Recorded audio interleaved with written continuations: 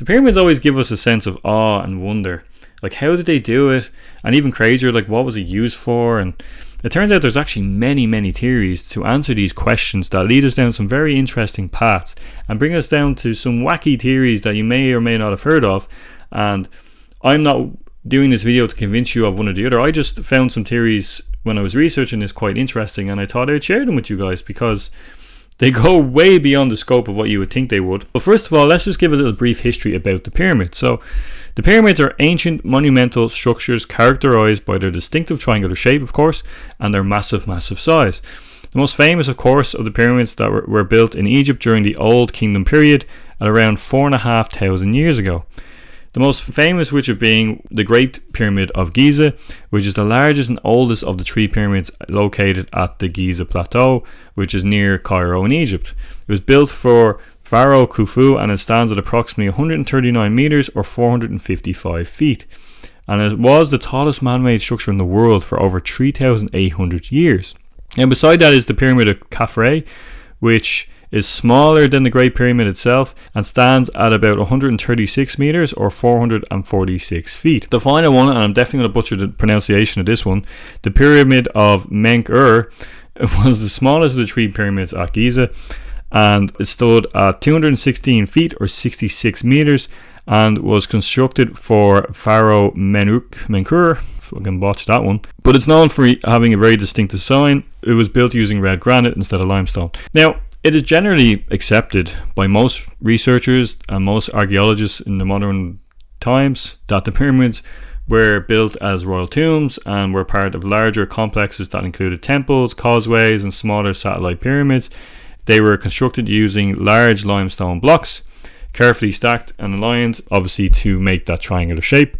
Now, the interiors of the pyramids contain chambers and passages which often had elaborated decorations and hieroglyphic inscriptions and burial items in them. Obviously, the big question when it comes to these pyramids is like, how the fuck did they do it? But before we get into the kind of the theories of how it was built, let's talk about what some people believe the pyramids were used for. And there's some people out there who believe that perhaps it was used as an energy conductor or an energy producer. And the way it works is that the theory was that the pyramids were designed to harness and submit electricity. And proponents of this theory argued that basically the pyramids were not just tombs or monuments, but power plants. And some suggest that the pyramids acted almost like Tesla-like generators, harnessing and transmitting wireless electricity. Now, according to this idea, the pyramid's geometric shape, alignment, and composition played a crucial role in capturing and channeling energy from natural resources or from the earth itself. Now, the theories often draw parallels between the pyramids and the concept of the sacred geometry. So the way they believed it worked was that basically the outer casing of the pyramid had this type of limestone called white tufa limestone, which did not have any magnesium, which made it in turn very insulating. And because it was very insulating, it prevented the electricity basically from inside the pyramid from being released without any sort of control. It is also believed that the chambers and passages, because they were made of granite, are very good conductors of electricity. Now, if you look at a map of the inside of the pyramid, which you'll see here, it has basically three sections. It has the Queen's Chamber, the King's Chamber, and it has subterranean chamber, which is at the very bottom. So basically the way that it worked was that the Queen's Chamber was kind of hosting a chemical reaction to generate hydrogen, and then that hydrogen would then fill all the interior passages and chambers, and that the equipment that provided the priming pulses is assumed to be down in the subterranean chamber. Now, the distance between the 5 granite beams at the top of the King's Chamber are adjustable and will be adjusted to the frequency generated by the subterranean chamber. This turning will create a resonance coupling that will cause the vibrational energy of the earth to flow to the pyramid. That's kind of like a very basic way of saying, describing how it produced electricity. Now, its ability to concentrate electricity and magnetic energy was actually discovered by a team of researchers led by scientists from the ITMO University in the Russian city of St. Petersburg. This study, published in the Journal of Applied Physics, says, and I quote, "In general, one may conclude that pyramidal objects located on a substrate and supporting multipole resonances can significantly suppress the reflection of incident electrical waves."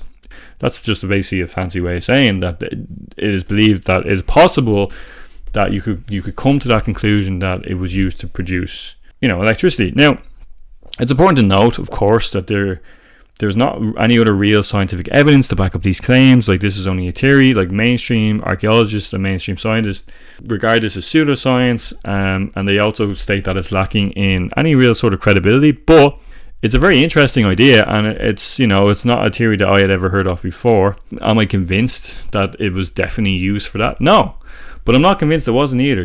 But I'm nowhere near intelligent enough to really to know enough about how electricity conduction works to know for sure. But let me know what you guys think. Is it a theory that you have heard of? Do you think it's complete and utter bullshit? Let me know in the comments below. One thing that's definitely worth mentioning is the mathematics behind all of this.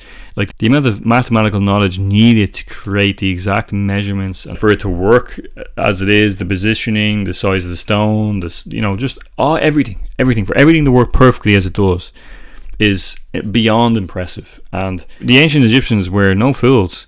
And, the measurements they use even for the placement of the Great Pyramid is aligned to within 360th of a degree north, which is more accurate than any other structure on Earth. Basically, some theorize that even the exact positioning of it, if you were to draw lines from the pyramid around the globe, you cover every single landmass, basically making the pyramids the center mass of all land on Earth, which is, if true, is incredibly impressive that they were able to calculate that. And it gets even wackier because, apparently if you take the length and the width of the pyramids, it corresponds to the exact measurements of the longitude and latitude of the equator. And if you also take the location of the pyramid as a coordinate, the number of sequences of the coordinates match the speed of light measured in meters per second. Now, that one's a bit wackier to me, but apparently it's true. The coordinates are pretty precise, which if that's the case, it's incredibly mind-boggling that they were able to do that. But either way, it's super, super impressive. Now, there's a lot more mathematical information I could go into, but I thought that was the kind of most interesting thing to say. Now, there is some theories that I do want to mention that are on the wackier side, but the one that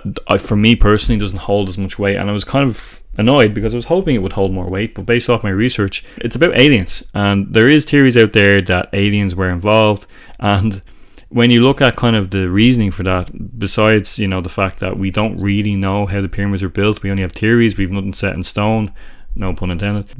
In reality, we don't really know for sure. We're even the most modern archaeologists will tell you that they're fairly confident, but they can't say it in fact. So this is why you get these kind of crazy theories.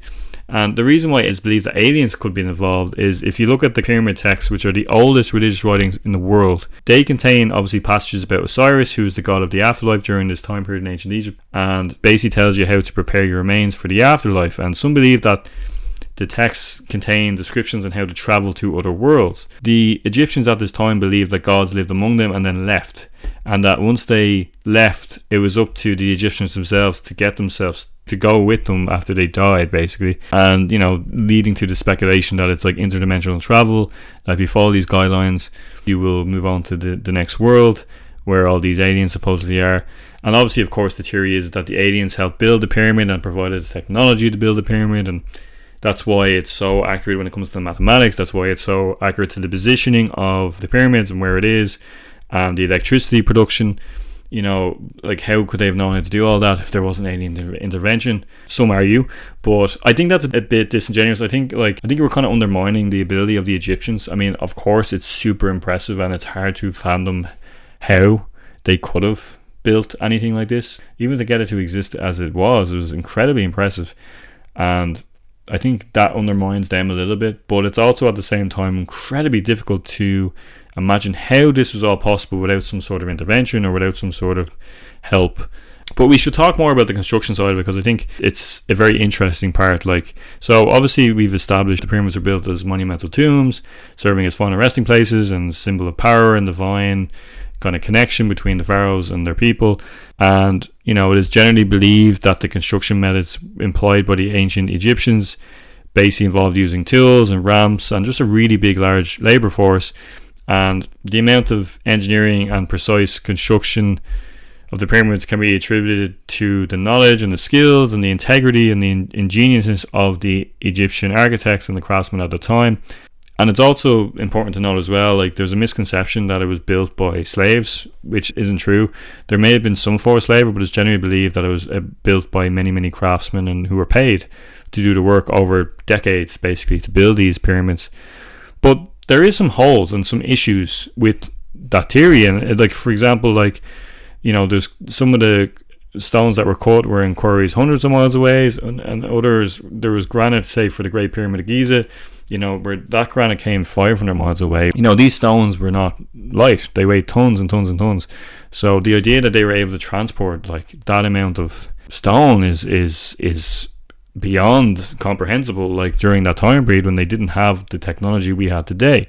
There is one person I want to mention who has some interesting theories, and now this person is a British writer by the name of Graham Hancock. If you haven't heard of Graham Hancock, he is not someone who is well loved by mainstream science or mainstream archaeology. He's had some pretty wacky theories. I think his theories are interesting. Now, whether or not they hold any water or weight, I don't know, but I did find one particular theory very compelling that he had, which was how he believed the pyramids were built. So basically what Graham states is that the pyramids were built by a civilization that were human, but they were vastly more advanced than we are now, basically, and that there is a technology that existed that we just can't comprehend because they built their technology in a different way than we have, where we use combustion engines, etc., etc.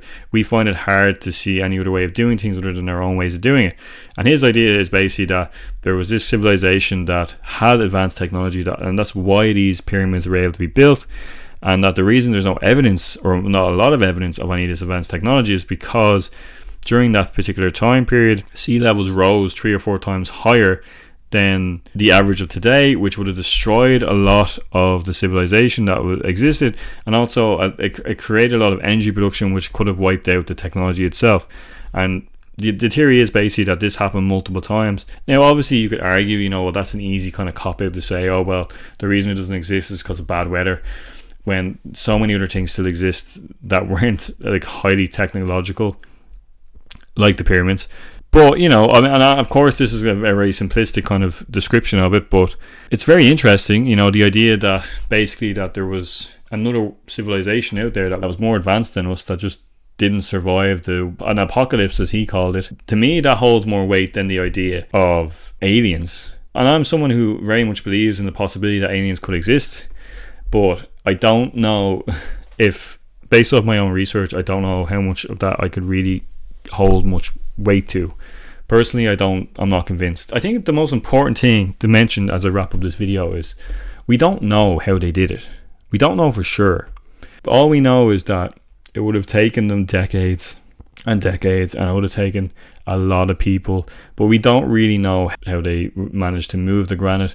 And even if they could build the granite, how did they get it to the very top? Especially when it weighs tons and tons and tons and tons. Like, that's the biggest thing. We don't know. And obviously, of course, the problem with not knowing something is you get filled with a million theories come in from every angle, and it's hard to kind of differentiate what has any real water and what doesn't. I think that's up to you to decide for yourself, but I'll leave it up to you guys. What do you think? How do you think they did it? Did you hear of any of these theories that I've mentioned? If there's any theories that I haven't mentioned, please do comment below. I love to hear the different theories, and tell me why you think I'm a moron or why I'm wrong, because I love hearing those comments too. Let me know. Either way, I just felt that it was a very interesting topic to talk about, so here we are talking about it, Of course, there's a million other theories, and of course, it gets super complicated. And I just wanted to keep things nice and general and straightforward, because I know the whole point of this is just to make it as streamlined as possible for you guys and for myself. So yeah, that's it, guys. Thanks so much for watching. Please like, share, and subscribe as always. It's very much appreciated. That being said, that's all I got. So I'll see you in the next video. Peace out.